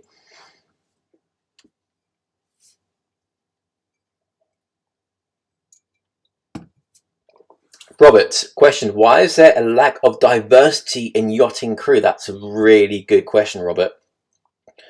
That's a really good question. I don't know. Honestly, don't know. Really good question. Let me know what you guys think. Why do you guys think there's a lack of diversity within yachting? Like when we put jobs out, a lot of the CVs that we receive, we get limited, so we can choose from those people. We don't get diverse CVs from people from different backgrounds and cultures. Really, I would say the most dominant nationality as we stand now within the yachting industry, from my experience, is probably South African. There's a lot of South African crew out there, and half my crew, I think more than half my crew, is South African.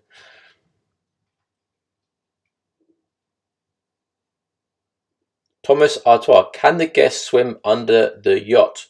Yeah, so that's a good question actually. So once we are at anchor, we drop the anchor, we do all the anchor alarms, anchor tests, we turn off the main engines, we switch to one or two, we're already on one or two generators. The deck team will put then the swim ladder out and put out, we've got safety lines and the toys out. And then if people want to snorkel, we just say to them, just be careful around the prop, it can be a bit sharp.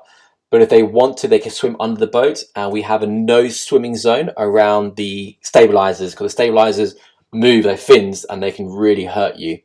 Yeah, no problem with that.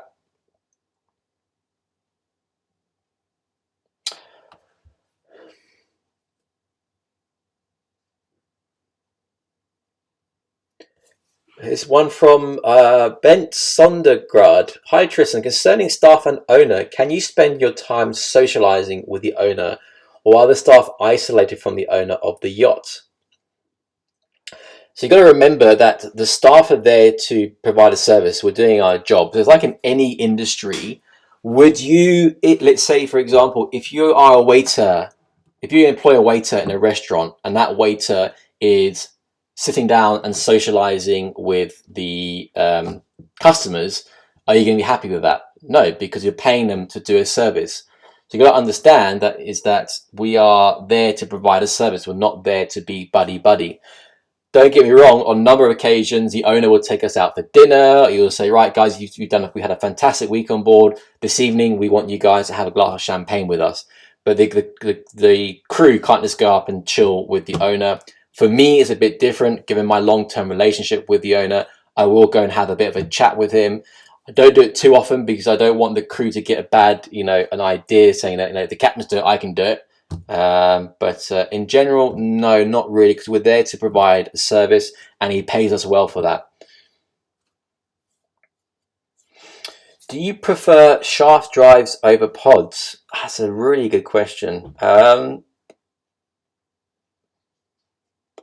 I like the way, so basically this question is, you've got a thing called pod drives, which rotates, depending on the design, but they can rotate 360 degrees, or your conventional shafts. So on Motor Yacht Lizzie, the Lazara, is a fantastic boat. It had the first generation IPS 600s with pod drives. Now the theory, when they work really well. They're really user-friendly, but they're not reliable. That's the truth. And if anybody from Volvo Pentas watching this is my experience. I spent from 2007 up to 2009 to 2016 running a Lazara with 4 IPS 600s, and we must have changed those pods, every pod, probably 3 or 4 times over the years. They're so unreliable, but when they work, they were fantastic. Personally, I prefer the conventional twin screw, and if you have one, a bow thruster. That's my personal preference. Don't get me wrong, maybe the new generation IPS drives, I'm sure, are a lot better. Ours is from 2000, no, not 2009, 2008. So they weren't so good, to be honest.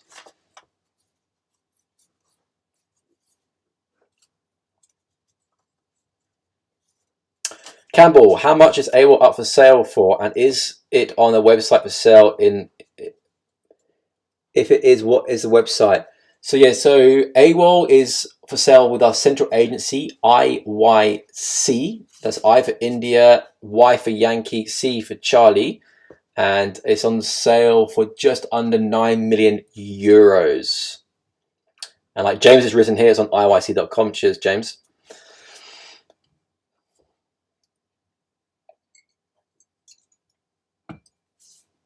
Remember, guys, if it keeps skipping, so I missed your question, you want a guaranteed answer, do the super chat, because I'm not missing any of those at the moment.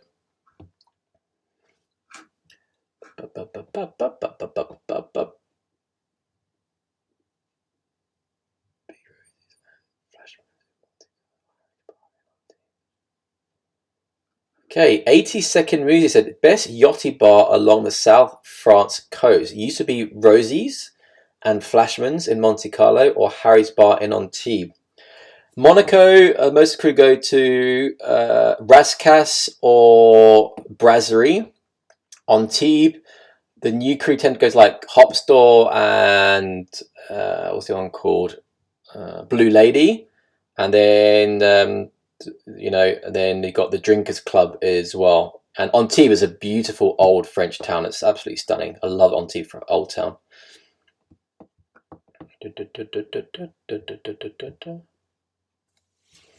How many weeks of charter do you cover the all expenses for Motor Yacht AWOL? How many weeks of charter we need to do? So we got to remember is when we charter AWOL, 20%, believe it or not, goes to the broker and to the central agent. So we can net the 80%. So we probably need to do 100, probably about 10 weeks of charter in order to just to cover the annual running costs.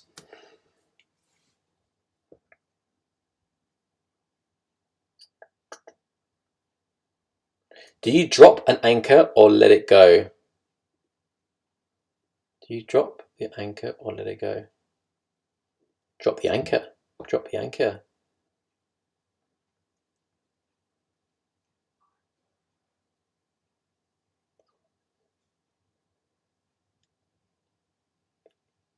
Rebel Soul, here we go. The word cockpit was originally a sailing term for the coxswain station in a Royal Navy ship, and later the location of the ship's rudder control. So there's your answer.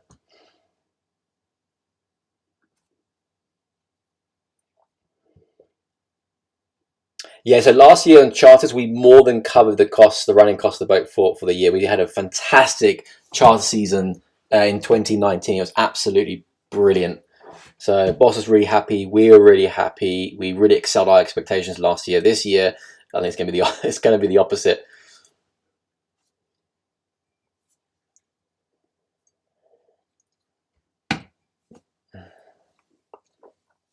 What capacity is your lifeboat? I'm guessing you mean our life rafts. So we've got 4 life rafts. Each of them have a capacity of 10 people, so a total of 40 people. And the reason you're probably asking, so why have you got life rafts of 40 people? So we've got 2 life rafts on port side and 2 on starboard side. The reason is that if the vessel is for whatever reason listing over, say to starboard, you're not going to be able to drop the life rafts on port side. So you're still going to have enough room for all the passengers and crew for just launching the life rafts on the starboard side.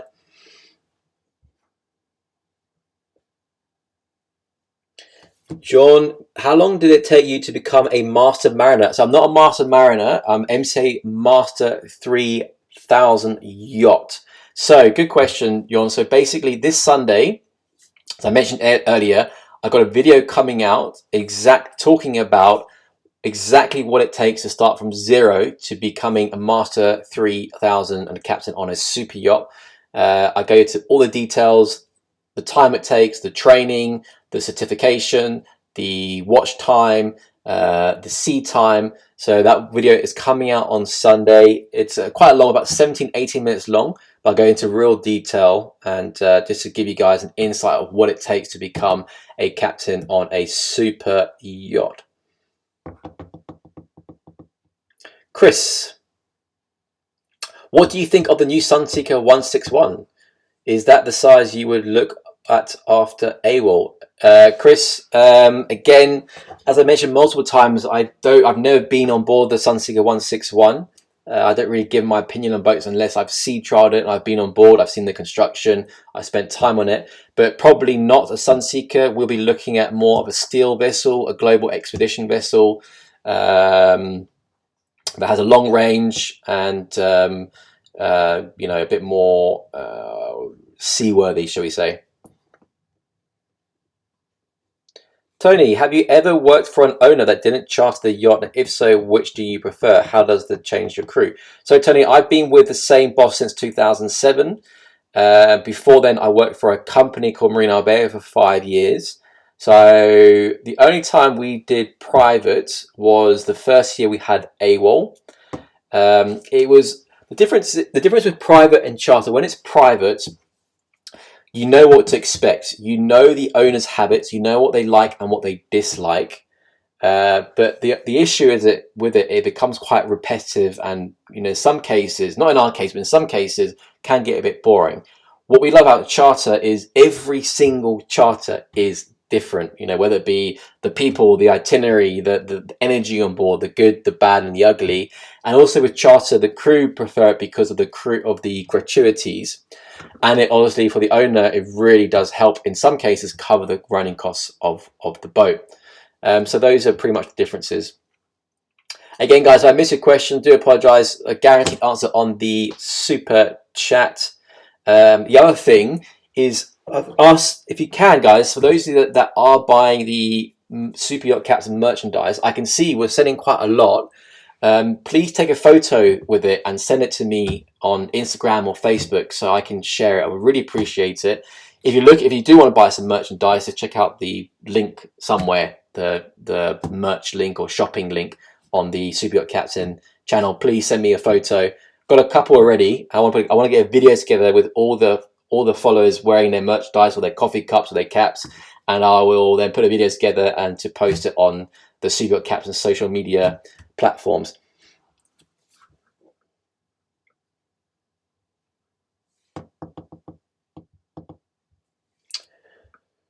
Do charter yachts see each other as colleagues or competitors? Will this be the same in the aftermath? I've honestly never seen a charter yacht as a competitor, to be honest with you.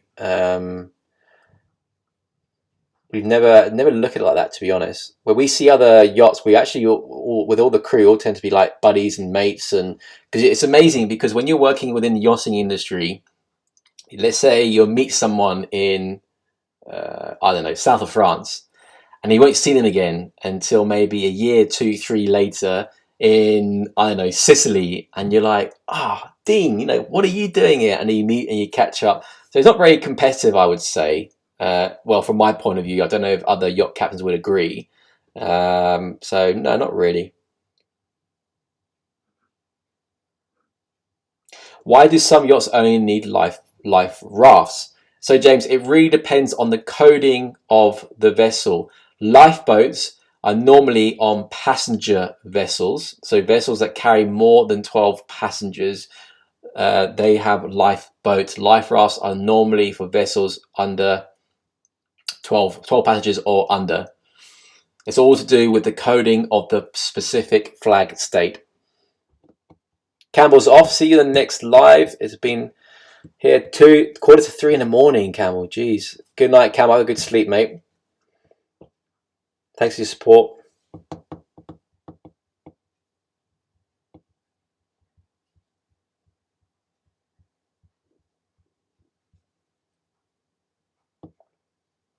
Another super chat from David. Cheers, David. What role do you see social media playing in AWOL's success? Massive, massive, massive, massive role. AWOL, thanks to our success on the YouTube channel and others, you know, Instagram and Facebook, is one of the top names within our industry, which I'm very thankful for. A number of our clients and guests do watch the channel, believe it or not. And, you know, a lot of the brokers, the super yacht brokers, charter brokers, they all watch the channel, and boat builders watch the channel as well. Get a lot of messages on LinkedIn from different people within the industry. So it's been a huge success. So really happy with the reaction to the channel and how people are supporting it. So very thankful for that. And so yeah, it's been pretty good, to be honest. And I think now, actually, guys, where are we now? I haven't checked today. Where are we at? Sorry, guys, 1 second. We're at, come on, almost 95,000 subscribers. That's amazing. So hopefully sometime soon we'll hit the 100,000 subscriber mark and we'll do a live stream party. We'll crack open the champagne. What do you guys say?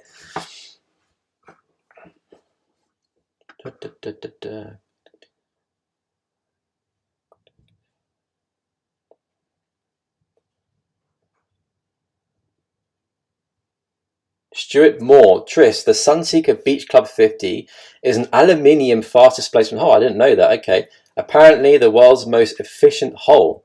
Oh, Stuart, that's a bold statement, isn't it? I wonder did Sunseeker say that, or did an independent captain or publication say that?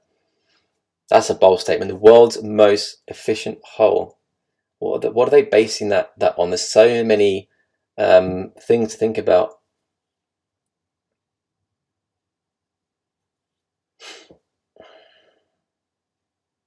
Marco Hen, how regularly do you guys drills on AWOL? So when AWOL's in operation, we follow the guidelines as per our ISM. So things like fire drills we do monthly, we do abandoned ship drills, man overboard drills, all those kind of things. So we just follow the ISM, the standard really. We do weekly cabin inspections, weekly galley inspections, and it all has to be logged in our official logbook.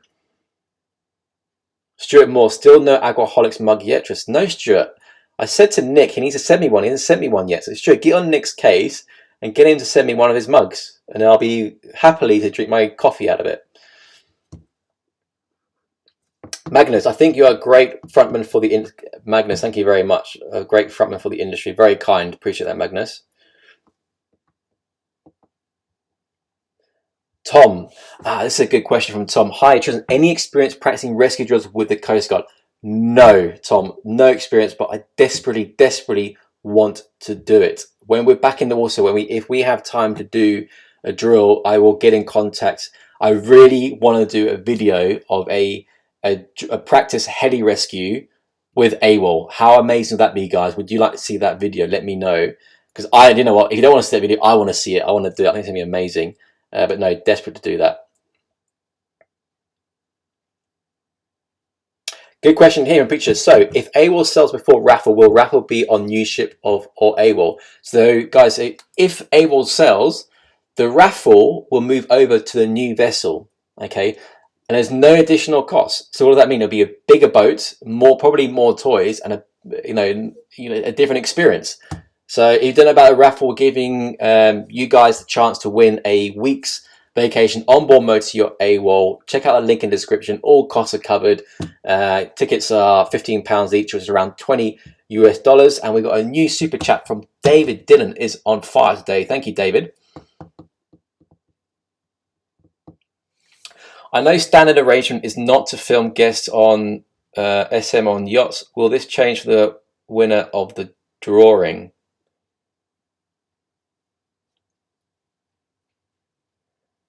I know standard arrangement is not to film guests on. Will this change the winner of the drawing? I don't really, David, don't really understand your question. Are you talking about this, or are you talking about the raffle? Do let me know, David, please, or James, if you can clarify it. The worst storm, yeah. Okay, so guys, so the question is, what does ISM mean? How do you ensure the boat complies? So ISM is the International Safety Management Code, right? And what we do, we have a company, which is an ISM management company. They have a computer system which has all the checklists we need to do, our weekly, monthly, quarterly, annually, and so on. And they can see exactly that we are complying with that. That's how it works. It's an online system called Groove, and that's how that works.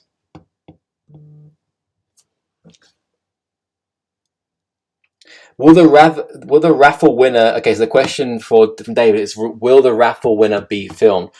It would be fun, if you read the raffle terms and conditions, it does say that you need to agree to be filmed, just to show the viewers the experience. We won't film you during the entire holiday. Maybe the boarding parts, maybe one part in the middle of the holiday, and the disembarkation part. So it won't be overpowering. So don't worry too much about that.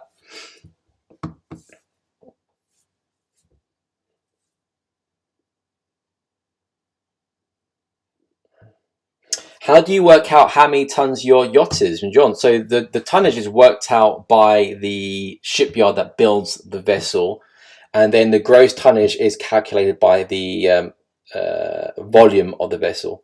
Has AWOL ever left a guest ashore due to their behavior? Have we ever done that on AWOL? No, we've never done that. We've come close. We've come very close, but we haven't. Tristan, how is the raffle winner decided? Okay, good question. So the raffle is being done by a third-party independent company, UK certified competition company. I have no say. So they decide the winner. It's like a draw, like a lottery, and they pick out the number and they announce the winner. And when you sign up, I'm sure you've given your contact details, your email address. They will email you and they'll email me to let me know who the winner was. From there, I will get in contact with the winner. I'll get all your details, passport details, visa details. Then from there, we will agree to a date, get you guys to your local international airport, get you on a flight, bring you to wherever AWOL is at the time. Could be the south of France, could be Sardinia, could be Croatia, could be Italy. We don't know yet. And then get you on board and enjoy a beautiful cruise around the Mediterranean for a week on board Motor Yacht AWOL. All costs covered, including fuel, food, drink, berthing, anchorage fees in nature reserves. Everything's covered. Awesome, guys. We've got another super chat here from Gib. Thanks, Gib. You are a star. Are all the crew members required to have special certs for life-saving, scuba, and thanks? Yeah, so every single crew member on a commercial vessel must have a minimum of what is called an STCW 2010 basic safety training, and a ENG1. The STCW basic safety training consists of 4 modules. You have firefighting, sea survival, personal safety, social responsibility, and medical first aid. That is a legal requirement. The ENG1 is a medical certificate to say that you are fit to go to sea. All crew must have that on commercial vessels. Okay, Hayden, will the Axopod chase boat be sold with AWOL, or will Chasing AWOL be used as a chase boat on the new yacht? So Hayden, that's a really good question. If you guys don't know, the chase boat is a 37-foot Axopod, and we actually had it painted a couple of years ago to match the same color as AWOL. So this asking price for AWOL includes the chase boat. And without doubt, on the new boat, we'll definitely get another Axopod for sure. So yeah, so the chase boat is included on the sale of Motor Yacht AWOL. Awesome. Another super chat from Harold. Harold is on fire. David and Harold on fire today. And Amanda. Well, all you guys are. Thank you, guys. Have you thought about live stream from bridge with instrument overlays on movies? No, I won't do a live stream from the bridge. I'm sure you can understand why. Well, one is the internet connection is not consistent enough to do a live stream, and you know, also it's tricky because of the camera setup. Because the live stream on the monitor, you can't really see. I can't think of where I would put the monitor to do the live stream, to be honest.